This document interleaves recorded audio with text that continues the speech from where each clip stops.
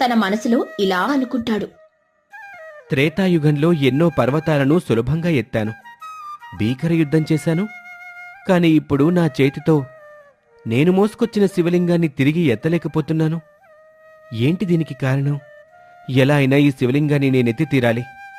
అంటూ అప్పటిదాకా మానవ రూపంలో ఉన్న ఆంజనేయస్వామి కాస్త తన అసలు రూపంలోకి మారిపోతాడు. అది చూసి ఊరి జనమంతా ఆశ్చర్యపోతారు. అంటే ఇన్ని రోజులు మనతో పాటుండి కష్టపడి శ్రమించింది నా ఆంజనేయ స్వామినా? అలా ఊరి జనమంతా ఆంజనేయస్వామిని చూసి భయపడి వెనక్కి వెళ్లిపోతారు. కాని అదేది గమనించని ఆంజనేయస్వామి మాత్రం శివలింగంతో కుస్తీలు పడుతూ ఉంటాడు. అప్పుడు ఆకాశవాణి వినిపిస్తుంది. ఆంజనేయ, నీ ప్రయత్నంలో తప్పులేదు, కాని నువ్వొక పెద్ద పొరపాటు చేశావు.